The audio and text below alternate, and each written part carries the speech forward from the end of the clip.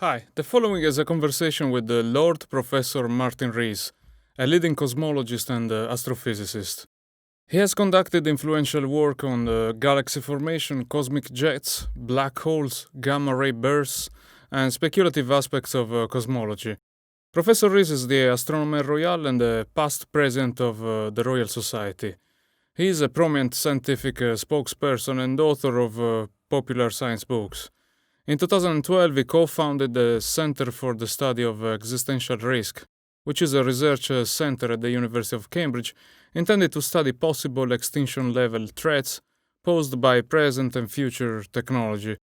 In this podcast, we cover some of the aspects illustrated by Professor Rees in his book on the future, and these include nuclear warfare, climate change, biotech, pandemics, and artificial intelligence. Due to these challenges, Professor Rees believes that we will face a growing tension between three things we want to preserve: privacy, security, and freedom. I know this is a polarizing topic, and please consider that this is not a debate, but it's an opportunity to hear what one of the most prominent scientists and policymakers has to say about global threats, including the current situation. So whether you agree or disagree, please leave a comment below. And now, here's my conversation with Professor Martin Rees. Okay, good morning, Professor Martin Rees. Good morning. So I'd like to start our discussion with maybe if we could discuss a bit about what was your major scientific contribution, and if you had to pick up a paper among your 500 plus publications, which one would you choose? Well, I find it difficult. I'd like to say really that my contribution has been to be involved in various debates over the last 40 or more years, which have clarified how our universe began and also clarified the nature of some of the extreme objects in it, the objects that involve neutron stars, black holes, cosmic explosions, etc. So I've written a lot on all those themes. I was checking some projects online, and I found this Illustris TNG project, which is a fascinating attempt to simulate galaxy formation and evolution. And these simulations basically start from collections of particles and the laws of physics, such as gravitational interactions and magneto-hydrodynamical interactions.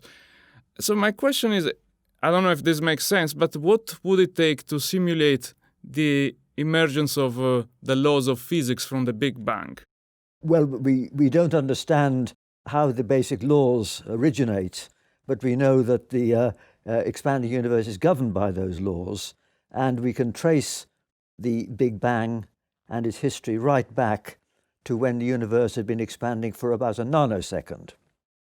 Before a nanosecond, it's hard because the energy of every particle is higher than the energy we can achieve in the Large Hadron Collider, the biggest accelerator. So the physics is not well understood for the first nanosecond. But from that time onwards, we can understand how, as the universe expanded and cooled, the different processes took place. We can understand how helium and deuterium were formed when the universe was a few minutes old. And we can understand how the radiation, the thermal radiation, was produced in the early universe, and it cooled down. And these obey the laws of physics we understand. And it's been quite easy to understand how a homogeneous universe, just uniform gas, would behave. But, of course, what we want to do is to understand how structures emerge. And we know that the early universe wasn't completely smooth. There were some places slightly denser than average, some less dense than average. And as the universe expanded, then the overdense regions lagged behind in their expansion and eventually condensed out. And this is how we believe galaxies formed. And what's one of the great triumphs of science in the last 25 years has been to observe the fluctuations in the universe at an early epoch. This is done by looking at the background radiation over the sky and seeing the small non-uniformities, and to put that in as your initial conditions in a computer program and work forward. And the good news is that working forward, you end up with a universe rather like the one we live in. And this is done by putting into the calculation gravity and gas dynamics and maybe some other things. And this has been great progress in the last 20 years because it needs good computer power. And until 20 years ago, it was not possible. And of course, more generally, astronomy has benefited hugely from computer simulations because if you're a particle physicist, you can actually crush particles together and see how they behave, whereas we can't actually crash real galaxies together, but we can, in the virtual world of our computer, see what happens if two galaxies collide or if stars explode, etc. And that's how we have been able to see if our models do represent the real world. And we now have a picture for how galaxies evolve, which comes from simulations, but which is tested. And in fact, we can test it very well because we look at galaxies now, but we have an advantage over paleontologists in that we can actually see the past. So we can compare our simulations with the universe now, the universe 1 billion years ago, 2 billion years ago, 3 billion years ago, etc., by looking at more and more distant galaxies where the light set out earlier. So we have quite good evidence that we understand the broad outlines of how cosmic structures evolved from the amorphous Big Bang, which started off very hot and dense with small fluctuations in it.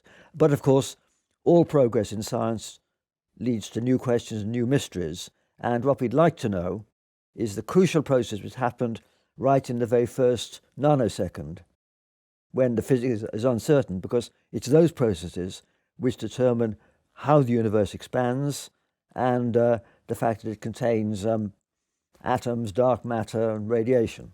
And that's still a challenge. In your books, you spoke about having a sort of a cosmic perspective towards the problems of the world. And you became interested in topics related to existential threats. And you discuss these things in your book on the future. And I've also read your other book, which is Our Final Hour, where you talk about these issues. When did you become interested in these topics? Well, of course, that's quite separate. There's a huge gulf between the cosmic scale and the terrestrial scale. But I'd always been interested in politics and going back to student demonstrations for disarmament, anti-Vietnam War and things like that when I was a student. And later in my career, I got involved more in disarmament through things like the Pugwash conferences, which are links between scientists in the East and the West during the Cold War. So I got involved in that. But later in life, I had more opportunity and more obligation, in fact, to engage in policy and politics because I spent 5 years as president of our Royal Society, which is the UK's National Academy of Sciences. And that, of course, covers all the sciences and their policy implications. And so during that period, and since then, I've spent a fraction of my time on things which are not astronomy, but more general policy related to what's happening here on Earth now. You're also the Astronomer Royal. What's the role of the Astronomer Royal? It's just an old title. It used to be the person who ran the observatory, the National Observatory at Greenwich, near London, but that became a museum when it became possible to build telescopes on higher and drier locations, Hawaii and Canary Islands, etc. But they kept the title, but it's just an honorary title. You're also the co-founder of the Center for the Study of Existential Risks here in Cambridge. What's the purpose of this center? Well, this is something which I've become more committed to over the years.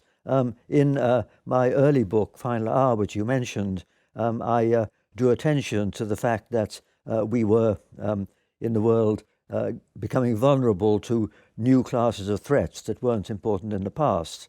And in my new book on the future, I explain this in more detail. And the main point that I make in these books is that this century is special. The Earth's been around for 45 million centuries, but this is the first when one species, the human species, has been numerous enough and empowered enough to actually determine the fate of the planet. We can affect the Earth's climate, the flora and fauna on it, and of course we are interconnected through air travel, internet, and all that. And so for the first time, we run a risk of catastrophes which could cascade globally. And this is something which is new. And these are less studied than more local, conventional risks. And I wrote quite a bit about that. And our centre in Cambridge has a focus on these extreme, high consequence, low probability threats, which are becoming more important and looming larger. And of course, the COVID-19 pandemic that we're having this year has, of course, made people take these seriously, because that in itself shows how some unexpected threat can have global consequences. And we clearly are learning that we need to prepare more to cope with catastrophes of that kind, and to minimize the chance that they occur. Pandemics are just one category, but there are other things like a breakdown in the electric power grid in a large region, either accidental or a cyber attack, and other global catastrophes which could come about. And so what our centre is doing is collecting a group of people who will focus on these and draw on the sort of convening power of a great university like Cambridge to bring more expertise to bear on these questions. I mean, in terms of politics, does it cover the full spectrum of politics? Is it a bipartisan sort of organization? Well, it's not party politics, but it does include social scientists and economists, of course. That's very important. But of course, we are experts who advise politicians, and of course we do engage with politicians and participate in parliamentary affairs. And try and raise the profile of these issues on the agenda compared to the way they were. So this is something which we think is important, because politicians obviously have a crowded agenda. They tend to focus on the immediate and the local and what happens before the next election. The COVID-19 pandemic is a wake-up call, because this is a crisis which they never prepared for properly, and indicates what can happen. What we need to do is to make sure that governments do prioritise these. There's an important maxim, which I like to quote, is the unfamiliar is not the same as the improbable. And because these things have never happened before, that doesn't mean they won't happen. A pandemic, in retrospect, wasn't all that improbable. There had been others a bit like it in the last 20 years. And so we need to prepare more for these things. And of course, there's a class of threats which are caused collectively by our heavy footprint on the planet. And this is, of course, climate change. And we know that is going to have severe consequences. But the political problem of dealing with that and prioritizing that is that the main effects are going to be a few decades in the future. They're not immediate. It's not like the COVID-19, which has immediate effects. And so we're rather like the frog in the pot of water that's being heated, which doesn't realize that it's going to boil until it's too late to save itself. And we've got to think further ahead to do this. And of course, the problem for politicians is that they tend to focus on the more immediate concerns, and also on the concerns for their constituents. And of course, climate change is going to have a bigger effect in parts of Africa than it does here.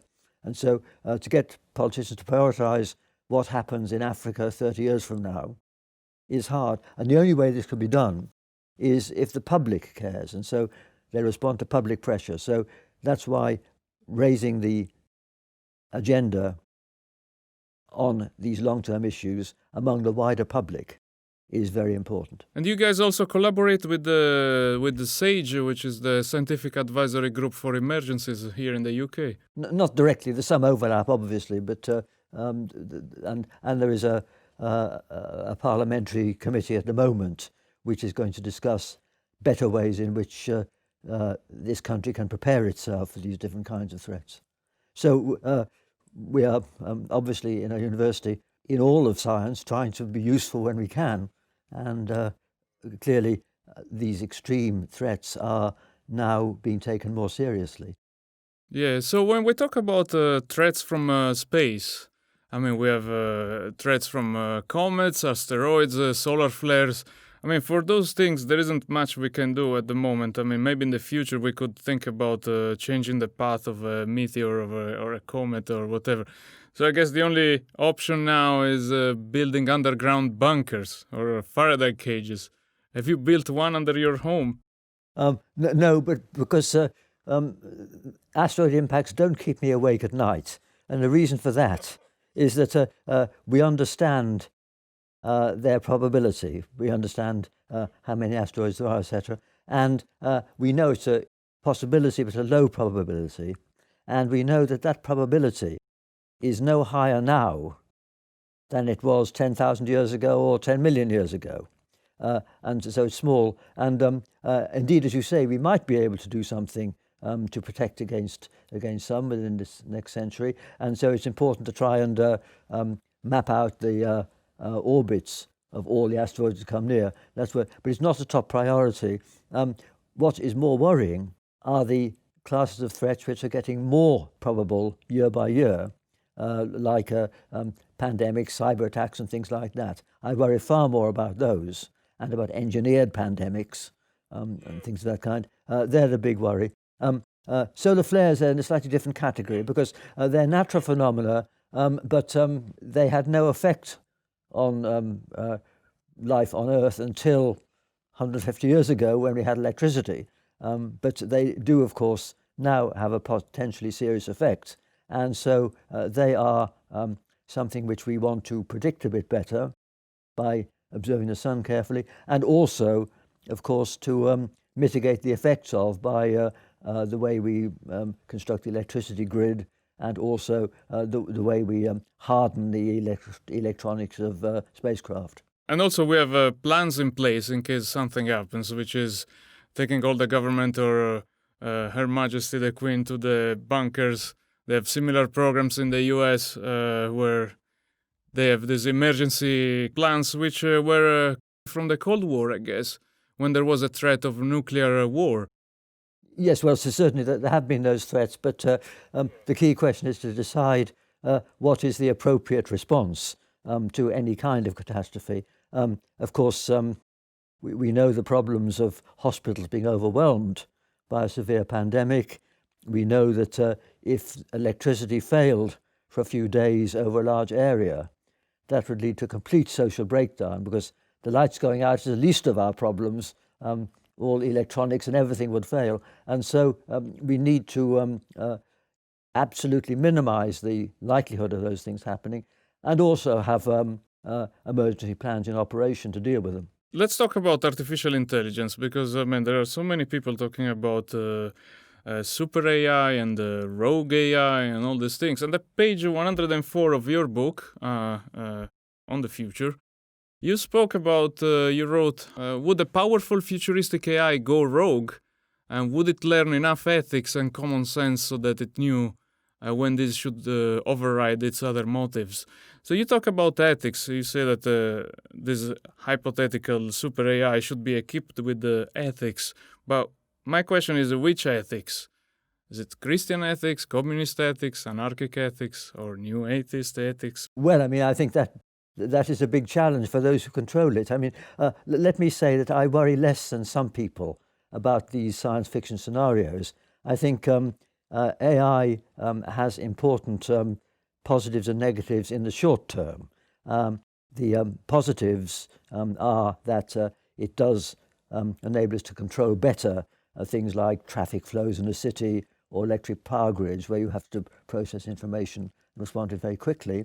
And indeed, it would be of huge benefit to, say, China if they wanted to have a planned economy, and they could have a planned economy of a kind that Marx and Stalin could only dream of, because they can now monitor every transaction and the inventory in every shop, etc. So they could use it for that purpose. And also, in the short term, there are concerns about leaving decisions to AI, because the AI learns from a large data set and it incorporates all the biases that went into that data set. And so I think we should be reluctant to leave a decision on whether we are sent to prison, whether we are recommended for surgery, or indeed whether we have a good credit rating from the bank to a machine. Because even if a machine can be shown to, on average, make better decisions than a human, we feel that we'd like to be able to contest and query a decision if we don't like it and get an answer we can understand. Because there's always an uncertainty about whether there are some bugs in the program which aren't being taken account of. And that's already been found in face recognition techniques. It turns out that you can confuse a AI in face recognition in a very subtle way. And so that's a real danger. If you wear those masks for... Even a small change in an image can have a big effect on the response for many of these programs.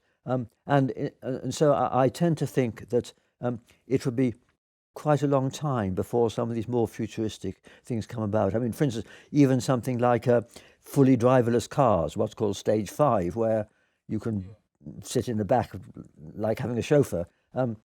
People used to say that would come within 5 years. I don't think anyone thinks that now. We can have driverless cars in controlled environments, on a grid of city streets, for instance, but not in all weather conditions, all traffic conditions, etc. That's further in the future. And going back to machines learning, the problem is that they can absorb data at a huge rate, but they can really only get a feel for common sense by watching real human beings. And the trouble there is that everything we do is very slow. It's like us watching trees grow. It's very slow and boring. And so the data input which goes into a machine from watching actual human beings doing real things in real environments is too slow to be very effective. And that's why there is a problem in getting machines to have what we would call common sense. And this is a limit to the amount of discretion that we should give them, really. And we should be beware of a situation where the machines are too much in control. I think we're having also a hard time understanding what common sense is and also what intelligence is. And these are big questions in philosophy. Of course, yes. And as you say, the ethics is a matter for dispute and is very culture dependent. So that's a very big problem. I had a discussion with a senior director from DARPA, and at DARPA they work on very advanced technologies, and one of them is artificial intelligence, and recently they came up with a thing called Alpha Dog Fight Trials, where an AI system was basically piloting an F-16 fighter jet, and they managed to beat one of the best pilots in the US. And all the media were scared. They said, oh, AI is going to take over. We're going to have the next Terminator and all these things. But I think the lesson there was that AI can be part of the human endeavor in terms of collaboration. So AI can help humans for tasks that are repetitive and boring. Well, that's right. And can process information much faster and do calculations faster. Those are the advantages. But of course, robots are still clumsy compared to real people. I mean, a machine can beat the world chess champion, but a robot can't move the pieces on a real chessboard as adeptly as a child can. And so there's a long way to go before robots are as good as we are in actually handling things, and as good as, say, a squirrel in jumping from one tree to another, and things like that. So there's a long way to go before the interaction of robots with the real world is good. So I think it's going to come, and there are great values. And since I'm interested in space, of course, the main location where robots are going to be far better than humans is in space, because humans are ill-adapted to being in space, and it's very expensive and risky to send them there. And so my personal view is that the case for sending people into space, the practical case, is getting weaker all the time as the robots get better. And they can explore for us, and they can assemble structures in space under zero G, etc. And that'll be a very exciting development for robots. And because you spoke about robots, I want to ask you a question about autonomous weapons. We have autonomous weapons, defensive autonomous weapons. For example, in Israel, there is the Iron Dome, which is a sort of a defensive autonomous weapon. And then more recently, there was the issue of super swarm drones. Swarm drones, so lots of drones that maybe you can give them a task, they go and attack an objective, and it's going to be very difficult to defend from those things. Do you think these should be classified as weapons of mass destruction? Well, one should certainly try and inhibit their development, just like we try to inhibit the development of biological weapons and chemical weapons. In the same way, it's going to be very dangerous if we do have robots which fight each other and use facial recognition to identify an individual and then kill them. This is the kind of thing which people talk about.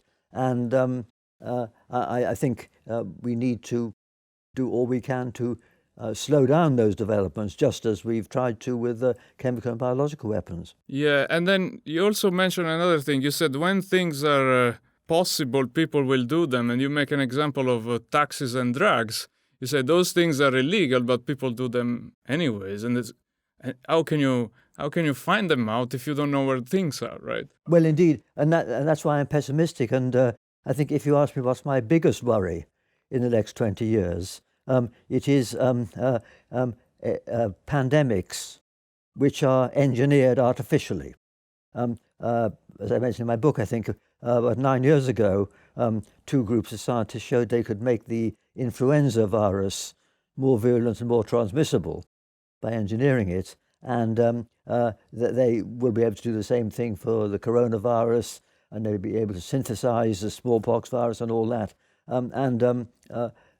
Obviously, there will be regulations against all these things, internationally agreed, and academies of different countries are already discussing these. But the point I made, and the reason I'm scared, is just what you say, that we can't enforce these laws globally any more than the tax laws or the drug laws. And that's because they don't require large special purpose facilities like making an atom bomb does. We have the International Atomic Energy Agency, which can, with reasonable success, monitor what countries are doing in the nuclear arena. It's very hard for them to get away. I mean, Israel's made a pretty good job of it, but it's pretty hard for countries to actually get away with too much.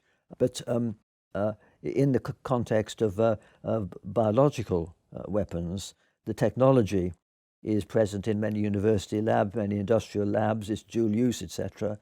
And we can't monitor all those labs all the time. And I think one of the problems is that there's going to be a growing tension between 3 things we want to preserve: privacy, security, and freedom. Because even if a few people are mavericks and try to build a weapon, that's too many. And so I think we've got to accept that there will have to be more sort of surveillance. And the way the balance is struck between those 3 things will be different in different countries. I guess the Chinese will be happier to give up their privacy in order to have security. The Americans at the other extreme may be reluctant, and they'll have to accept greater insecurity. But I think that's a problem simply because we can't monitor everyone all the time. Maybe the Chinese Communist Party would be happy to give up freedom. Maybe not the Chinese people. It's a different thing, I think. Probably the Chinese people would want to have more freedom, but the Chinese Communist Party is not going to give them freedom. Well, I don't know. I think they owe a lot to the Communist Party. Yeah. Now, going back to the threats from super AI and this kind of weapons, what do you think about the concept of mutual assured destruction, the MAD concept, which we had during the Cold War? Is that effective? Is it more effective than regulations? I think it's very dangerous because, going back to what we were saying earlier, there can be false alarms, misunderstandings, etc. And if you think back to the Cold War, I'm old enough to have been alive during much of the Cold War, and if we read what was said about the Cold War by people who were in power at that time, the memos of Kennedy and McNamara and people like that, it's fairly clear that they thought the risks were rather high. In fact, at the time of the Cuba crisis in 1962, Kennedy said the threat of a nuclear exchange was between 1 in 3 and evens.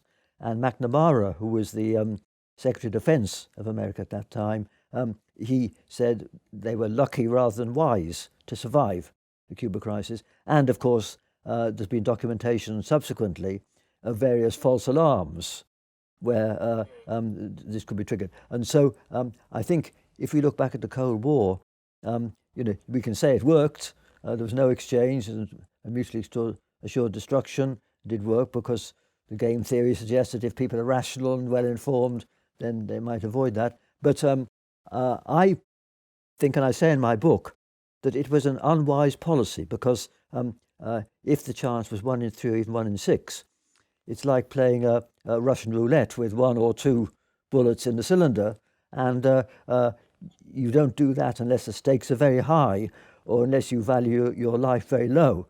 And that's the situation we were placed under. And I myself, if I'd been asked, I would not have risked a 1 in 3 or even a 1 in 6 chance of the destruction of the fabric of European civilization, even if the alternative was a certain takeover by Russia of Western Europe. Better red than dead, which is what Bertrand Russell said. Indeed, yes, and he was quite right. And of course, we were lucky, but of course that's like the guy who plays Russian roulette.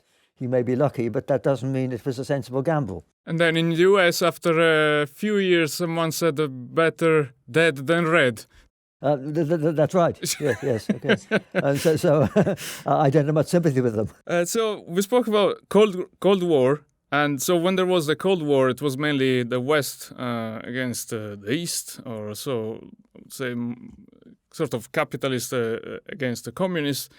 But the good thing there was that we were sort of independent. We could make our goods in our countries, in the UK, Europe, US.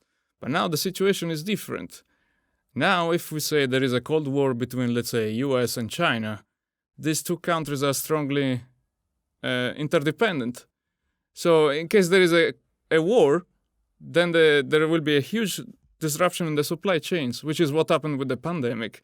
So what do you think would be the solution? Well, of course, the solution would be peace. But that's not always the thing that happens. But do you think we should reduce globalization and go more towards produce locally and where things are needed? Well, I mean, I think globalization on the whole is probably good because it's an extra disincentive to having some sort of serious conflict. But on the other hand, I think what we've learnt is that there is another trade-off, which is the one between efficiency and resilience. And we've seen examples of that in that if you have a factory and you depend on parts coming from supply chains all over the world, and if there's a supply chain that leads to somewhere in the Far East, and if one link in that chain is broken, then that stops your production, then of course you're vulnerable. And I think people have learnt that it's probably worth the extra cost and, in a sense, the inefficiency of having multiple supply chains and keeping an inventory in stock rather than depending on just-in-time delivery in order to be more resilient if there is some unexpected crisis. So I think that's certainly a lesson that we're going to learn from this pandemic, that efficiency is not the only thing that matters. And to take a quite different example, Germany had a policy of keeping a larger fraction of its hospital intensive care beds empty all the time, except for a crisis, and 20%. So they could cope with the crisis better than we could, where we prided ourselves on 95% occupancy, which is, in a sense, more efficient, but it doesn't give you the headroom if there is a crisis. So that's another example where it's worth accepting inefficiency in order to be more resilient when there is a crisis. Yeah, and then, of course, I mean, trying to reduce globalization will also help with other things like pollution, because I mean with these huge supply chains that go far, like to China and so on. I mean they have a huge carbon footprint. Also, there is the issue of labor rights there, and plenty of issues there. Yes, well, I'm not sure I agree with you in wanting to reduce globalization, but I think one thing which I do think very strongly is we need to do something to help Africa, because Africa is lagging behind in terms of its economic development, and it's also the area of the world where population is still growing fastest. Sub-Saharan Africa hasn't been through the demographic transition towards a lower birth rate, and so the population is growing fast. And there's a risk that Africa will be trapped in poverty, partly because they can't develop the way the East Asian countries did, which was by cheap manufacturing, undercutting the wage levels in Europe and North America, because robots are now doing that. We have what's called reshoring of manufacturing in rich countries because it doesn't need so much labor. So that has been kicked away from African countries. And so it's not so obvious how they are going to develop. The other point is that the one thing they do have is information and the ability to travel. They know via mobile phones what they're missing. They know the injustice of their fate. And if this huge inequality persists between the lifestyle of the average African and our lifestyles, then this is going to be a recipe for embitterment, mass migration, and conflict. And so I think there's a very strong motive for the northern countries, especially those in Europe, to have a sort of mega Marshall Plan in order to ensure that Africa doesn't fall further behind. And this is not just altruistic reasons, it's to make a safer and more stable world. Yeah, I mean, but the problem is that I think colonialism never ended in Africa, right? I mean, we never stopped exploiting Africa in a way or another one. In the past, we used to send soldiers. Now maybe we pay some corrupt politician to get some resources from those places. And I think there are positive as well as negative in the Chinese Belt and Road Initiative. And also there are the wars that we started in North Africa, for example, that created all sorts of problems, for example, in Libya. Indeed, yes. I mean, I think, the West, and especially the Americans, have a great deal to answer for. One thing I wanted to ask is that, so basically you kind of predicted the pandemic in this book. You said that you actually did a bet with the Mr. Pinker. Right? That was $1,000. And did you win that? Or? Well, it's interesting because I had the bet and that there would be a pandemic with 1 million casualties. And of course, the actual COVID-19 has been far worse than that. But I may lose the bet because I said in my bet that I thought the pandemic would be not a natural one, but an engineered one. And although, of course, some people think that the virus leaked out of the lab in Wuhan, I don't think most people believe that. And so technically I'm going to lose my bet with Stephen. On the other hand, I think he has learned the lesson that we can't be so optimistic about the future because something far worse than he envisaged has actually happened naturally. Yeah, I mean, the investigation is going to be complicated there, but do you think it really matters? Or do you think it's important to investigate on what really happened there, if it came from animals or if it came from a lab or if it came... Do you think it's relevant at all? Or?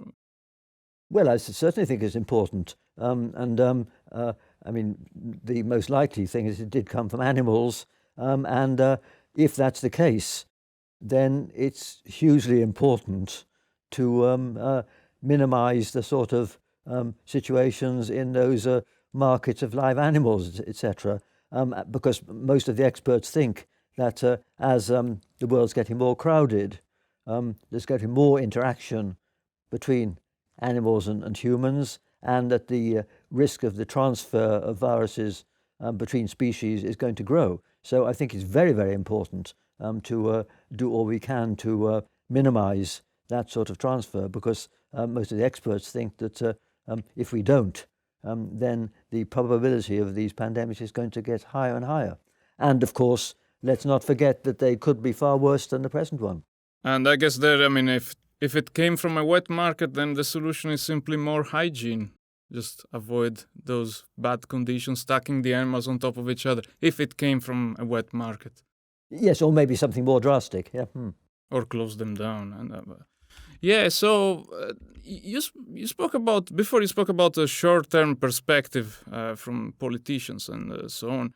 Also, probably from the media. And one thing I wanted to discuss is that I was looking at the statistics of deaths worldwide, and so from the pandemic we had, and that at least that's the reported one, about 1.8 million people died with the COVID. But then there were also 1 million suicides, and there were 8 million deaths due to cancer.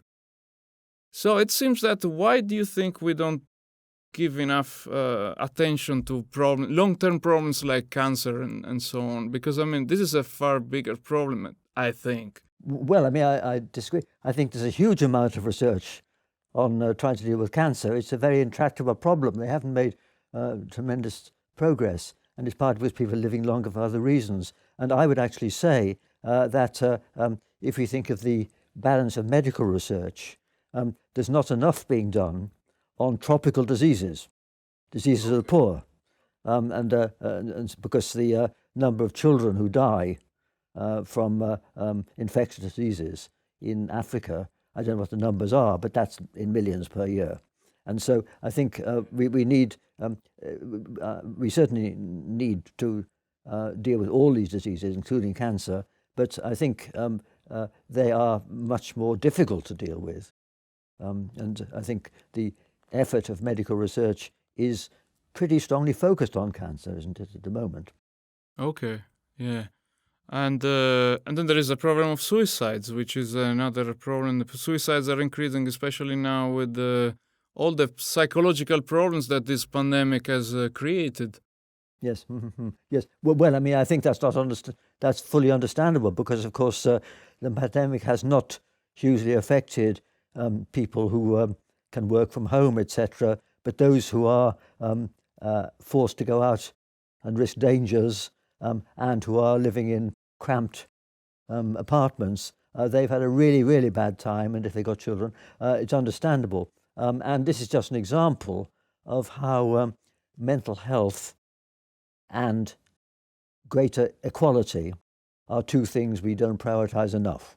And we need, in particular, to reduce inequalities. In fact, one of the lessons which I hope will be learned from the pandemic is that the people who really matter in a crisis are delivery drivers, health workers, and people like that. And they are the people whose jobs are insecure, who will get low status, and they ought to be raised. So I think the inequalities, which are far too great within countries as well as between countries, need to be reduced. And I worry that in this country we are not moving fast enough in that direction. And of course America is even worse. And I think we should realize that we in this country can learn far more from Scandinavian countries than we can from the United States in terms of a better social system, because for mental health, people have to feel secure and valued. And that is not happening in this country or in America, but it's happening more in the Scandinavian countries. And when there are sort of attempts to measure, or on the basis of opinion polls, general happiness and contentment, then I think Denmark comes out as number one. And Britain and America are much lower, but the Scandinavian countries come out top. And that's because they have public services, they accept high tax rates to provide a good welfare state, high quality services for everyone, and avoid excessive inequalities. So that's the way we need to go. And do you think we should have a universal basic income?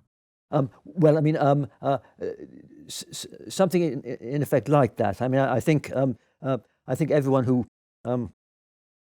can work should have to work. But I think what we should have is very large numbers of dignified, well-paid jobs paid for by the public sector for instance, carers in old people's homes, assistants for teachers and things like that. Because the people who are going to be put out of work by AI in the short term are people who work in Amazon warehouses, in call centres, etc., which are fairly mind-numbing jobs anyway. But what's needed is that the companies that own those robots should be heavily taxed so that the government can fund large numbers of properly paid jobs for carers, gardeners in public parks, teachers' assistants, the kind of jobs where being human is important and where there's a huge undersupply at the moment.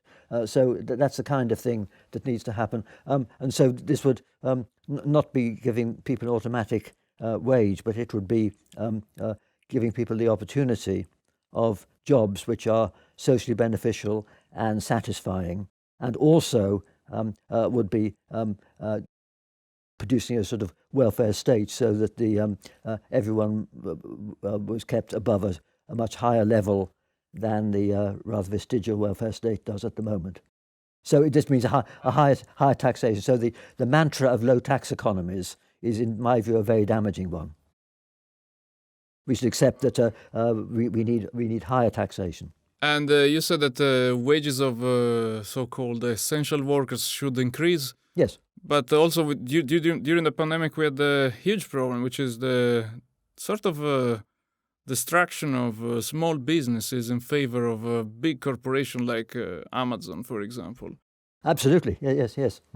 Yes. And of course, what's outrageous is the very big corporations, because they're multinational, they famously don't pay anything like their fair share of taxes. And so it's the tax from them which could make a huge difference in helping small businesses, but also in producing enough jobs to meet the need in care homes and in schools.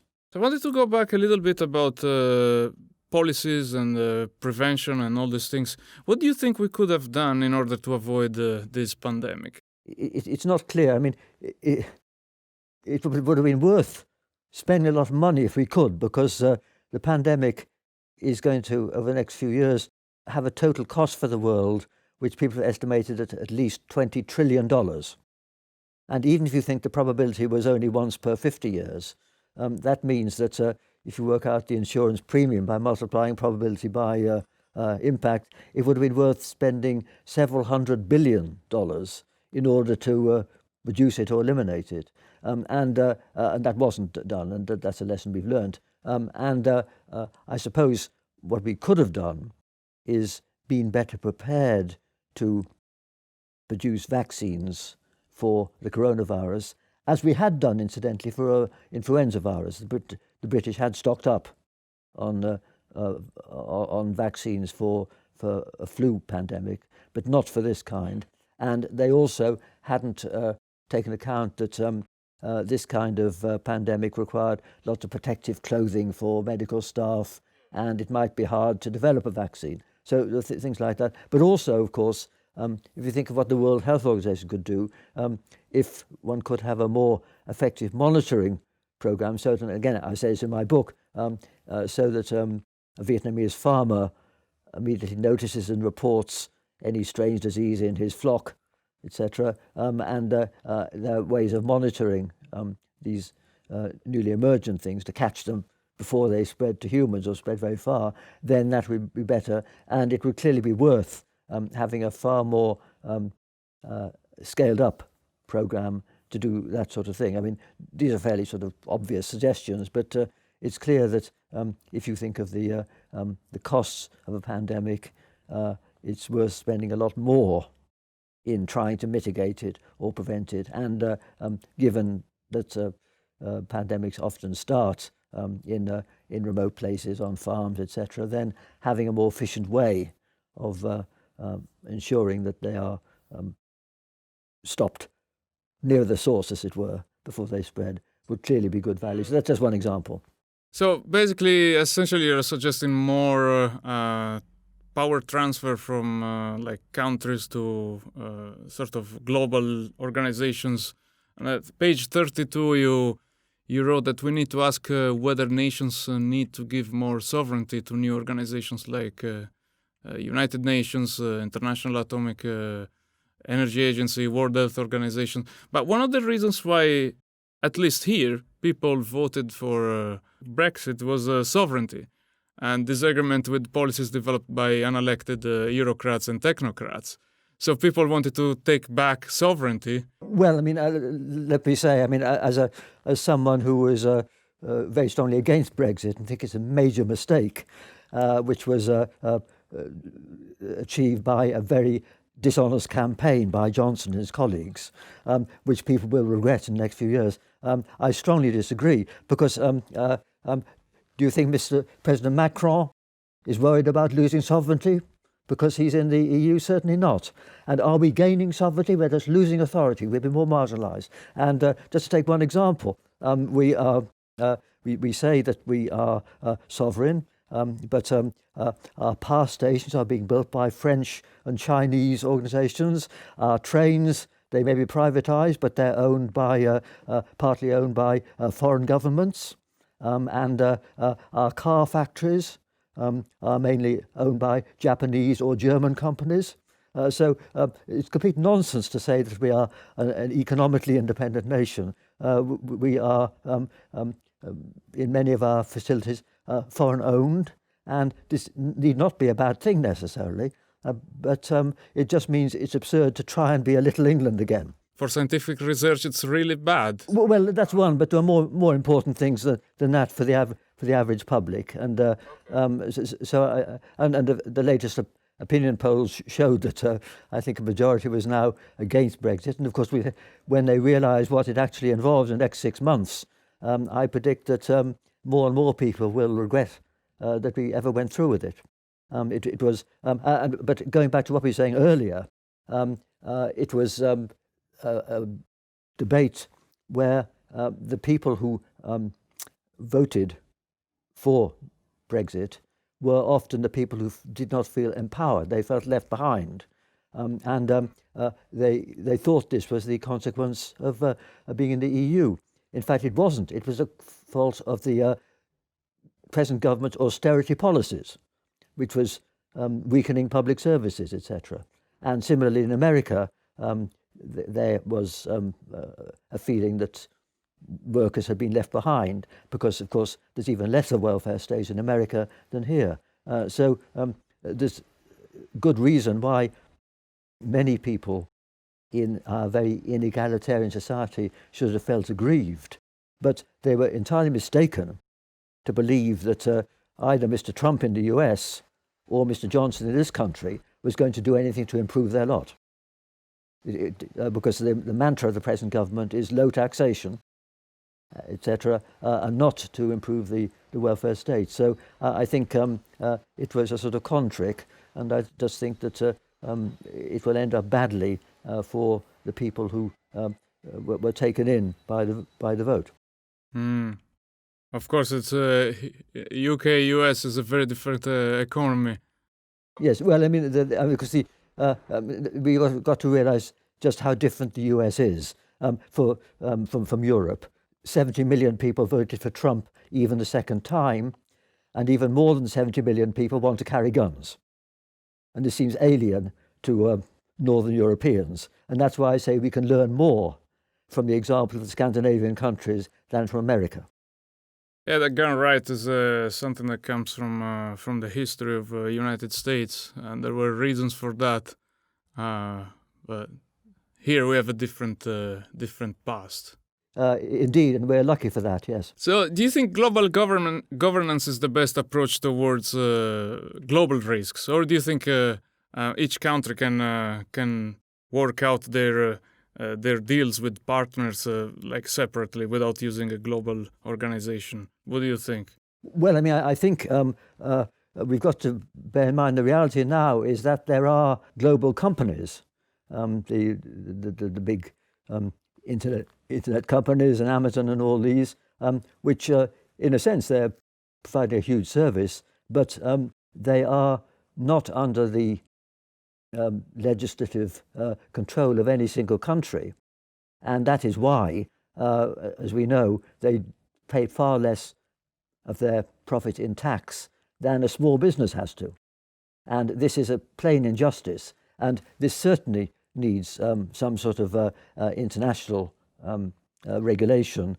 People talk about the regulation of AI and the internet and all that, and we certainly need regulation because otherwise there's no way that regulation or control of these huge global conglomerates can be implemented. So I think that that's an example. And I think there may be other needs for organizations rather like the WHO. I mean, maybe if we have a deal for countries to cut carbon emissions for reasons of mitigating climate change, then there may need to be a separate organization rather like those to actually monitor progress and see if countries are actually implementing what they're pledging to do in cutting CO2 emissions. So that's an example. There could be a commission which is international for dealing with climate change and energy policy generally, because that's becoming more international. So, and aviation obviously is international. So I think even though we may want more regionalism in some context to go to smaller scales, there are some areas which are consequences of the way technology has developed, which do need to have more international regulation than the current system allows. How would you ensure that organizations like the WHO or there are many organizations like that do the interests of the citizens of the world rather than particular interests and the corporate interests and the specific countries' interests? This is very difficult. This is going to be a very difficult thing. Well, it's difficult, but I would have far more hope that they will be altruistic than that Amazon will be. For sure, yeah. So the reason why I'm saying that is that because, I mean, if we consider what happened with the WHO, recently United States stopped funding the WHO, so now the WHO at the moment is mainly quite disgraceful decision that was. It's mainly founded by the Bill and Melinda Gates Foundation. Those are the first ones in the list. It looks like the director is got strong links with China. So there is a huge influence of China in the WHO. Maybe there is less influence from other countries and so on. Yes, but that's not necessarily a bad thing. Especially, if you think of what China's done for the WHO compared to what Trump did for the WHO, the Americans don't have any high ground in that area. Although, as you say, Bill Gates' foundation has been a definite plus. And thank goodness there are some billionaires with his concern about these problems, especially Africa. And I've just been reading a book he's publishing next month on climate change and how to deal with it. Okay. And another thing that the Americans pulled off from was the Paris Agreement for the carbon emissions. But if you look at the graphs and the statistics, I mean, the carbon emissions have been steadily going down for America and the United Kingdom, European Union, and so on. I mean, for the West in general, they've been going down since the beginning of 2000. So I think we've been doing a good job irrespective of who the president was. And so the problem then becomes, how do you make sure that countries like India and China don't pollute too much? How do you enforce that? Yes. Well, first, I mean, I think we shouldn't be very smug because, of course, two things have happened in the last 30 years. Well, one is going from coal to gas, and the other is that a lot of our sort of emissions in this country have been transferred to China because they manufacture lots of stuff we buy. So you've got to allow for that sort of thing before you interpret these figures properly. So I think we have a long way to go. And if we look at the figures, China is producing CO2 at about half the level per capita that we are. But of course, India is far, far lower. And one of the things that I think is very, very important is that India which needs to develop. India needs more energy per capita to develop. It needs a grid and not just smoky stoves burning wood and dung in people's homes. And so they need more. And the important thing is to arrange that they can leapfrog directly to clean energy without being forced to build more coal-fired power stations, because that's cheaper. And so, in my view, that's why it's very important for countries like ours to accelerate our research and development into clean energy in all its forms, and I would include nuclear in this, and also in energy storage, batteries and smart grids and all these things, so that the cost comes down as technology advances, and India can then leapfrog to it, just like they've never had landline phones, they've leapfrogged directly to mobile phones. And so we should work with India, not neo-colonialism, we should work with India to have an expanded research program so that they can expand their energy use, which they need to do clearly for air conditioning, nothing else, without producing more CO2. Because if you look at the projections, then it's true that we could reduce our per capita emissions still more by energy efficiency in various ways. But India is probably going to need to increase its energy consumption by quite a big factor if they're to all develop middle-class lives, as it were, and have air conditioning. And so what the more important thing is how those countries get their energy 20 years from now, and we've got to do all we can to ensure that they can get that energy in carbon-free ways. We spoke about the sort of duality between liberty and safety, because some people value safety more than freedom, and other people value freedom more than safety. And we spoke about better red than dead, or better dead than red. So do you think adjusting and controlling freedom and safety should be a government prerogative? Or do you think government should give the citizens the option to choose what they prefer, whether they prefer freedom or whether they prefer safety? Well, it's not such a stark trade-off as you imply, but I think most people would say that the prime object of a government is to keep its citizens safe. And this obviously involves some constraints on the more aggressive among the citizens. So I think everyone agrees that to ensure the rule of law and safety of the public is the prime goal of civilization, of any nation government. Okay. And have you had a look at the Great Barrington Declaration on the concept of focused protection? Yes, I have. What do you think about that? Well, I mean, it was supported by some of the usual suspects, but by very few of the genuine experts. So I give very little weight to it. And I think we've seen through this pandemic that the people who said it was not serious have been proved completely wrong, and indeed their interventions have been damaging. And I think the Great Barrington Declaration was another example of that. And so basically what the declaration says is that we should protect people at their risk, but then open the economy, because otherwise it's going to be a disaster. Well, that's what they said, but I mean, there's been endless debate, which I think suggests that that's not feasible, because children can carry the disease back to their grandparents and all that. So all kinds of reasons. That was a very unhelpful initiative. And it came from some American think tank, which had been against dealing with climate change in the same way. So there's these people who object to any kind of regulation. And you should look at the provenance of that particular document before you take it too seriously. We've got so many different vaccines now, and we've got different types of vaccines.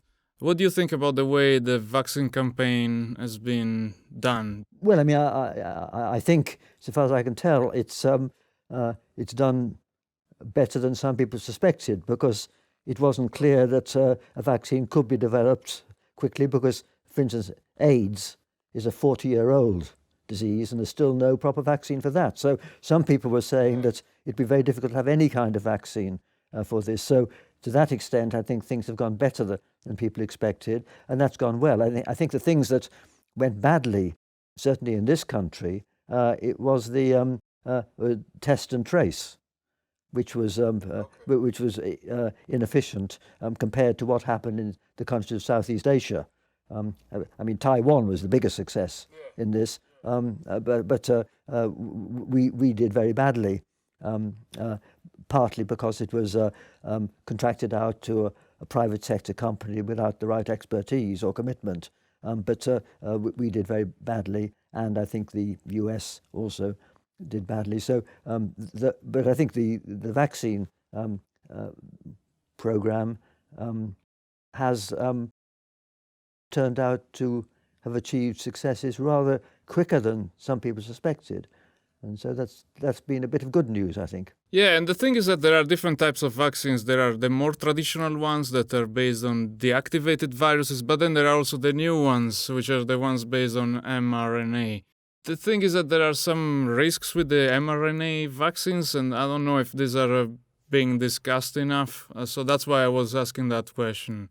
Well, I mean, they're clearly being discussed a huge amount, and you're quite right that they're very different, and some may work better for mutation than others. We don't know, and all I can say is that I think it's good that we do have this variety and have huge expertise around the world in developing them. So I think that's been good news. But obviously, it's very, very complicated science, and they're learning all the time. And it's not as easy as physics. In physics, we deal with the easier samples. Well, indeed. I mean, I always make the point that physics is an easy science compared to anything involving biology. Yeah. Mm-hmm. And so do you think there is any risk that the policies that are being implemented now in terms of lockdowns will persist in the next maybe 20 years? I mean, we've seen something. I'm drawing a parallel with the war on terror because that was drawn by Klaus Schwab from the World Economic Forum. He spoke about the parallels between COVID and 9/11. And there are many parallels. I mean, with 9/11, we've seen intensification of monitoring with cameras everywhere and all these restrictions.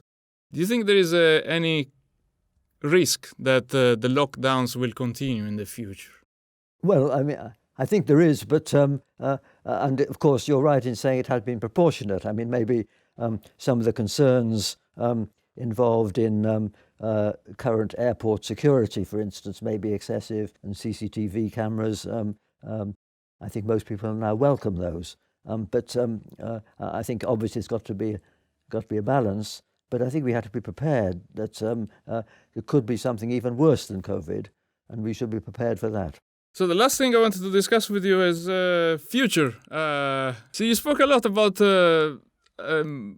post-humanism and transhumanism. Would you like to explain what's this concept of transhumanism? Well, I mean, it's really some ideas which are very widely known, which is that within 50 years, it may be possible to produce sort of designer babies, as it were, because we know that you can already do genetic modification that reduces the risk to some single gene disease like Huntington's.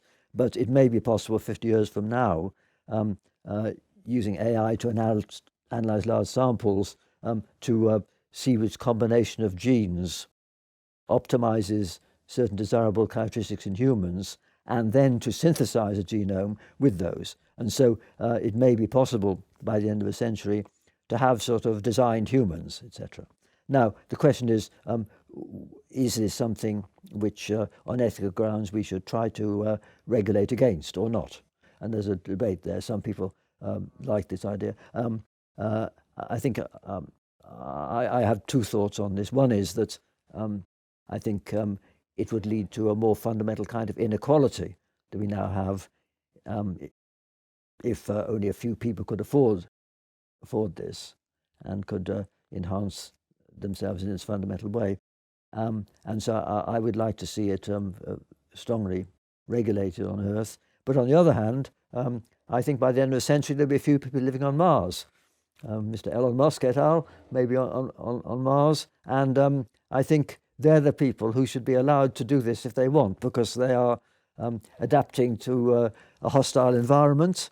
We're pretty well adapted to living on the Earth, but they're badly adapted to living on Mars. And so I think we should cheer them on in using all these techniques of genetic modification and cyborg to adapt themselves or their progeny to living in these hostile environments. Good luck to them.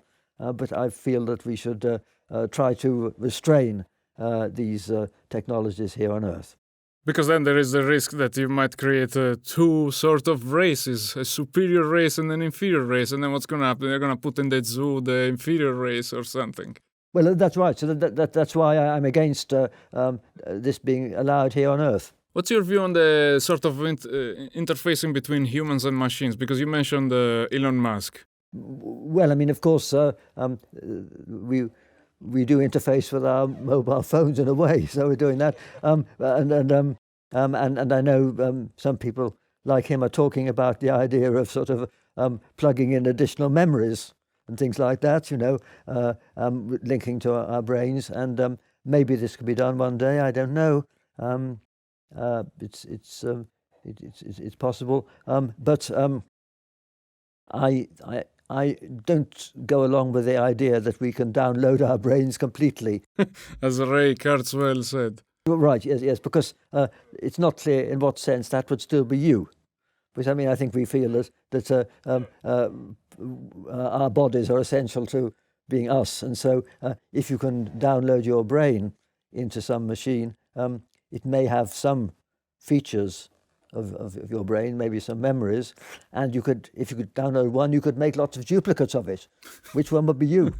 And then they're going to fight against each other. What's going to? Well, that's right. Yeah. So it's not clear what possibilities there are, and whether that will stay science fiction. I rather hope it will. But of course, it is interesting that the problem of personal identity is something which has been discussed by philosophers for generations.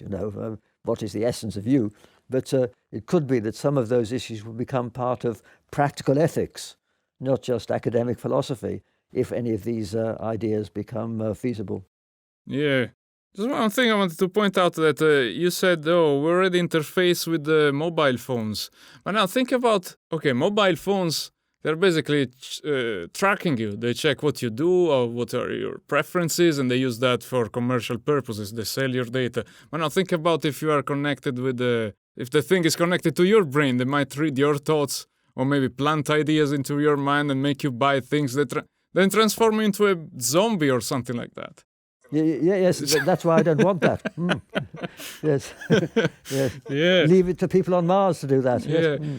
Last question. What's your next prediction? I worry that we are going to have a rather bumpy ride through the coming decades. I think because governing society is going to become harder. And that's partly because inequalities are far too great. And people have very good reason for feeling embittered and angry about the system they're living under. That's one. And also, the point which, in fact, I made in my first book, 2003, is that we are in a world where a few people, if they have the motive, can produce a catastrophe which could cascade globally. This is something which is only possible because of cyber, the internet, and biotech. And so this is a challenge to governance which has never been so severe until this century. And so the question is, to what extent can governments cope and minimize these risks which will cause global catastrophes and social breakdown? I think it's going to be a big challenge, so I just hope for the best. Okay, Professor Martin Rees, thank you very much for doing this, and have a great day.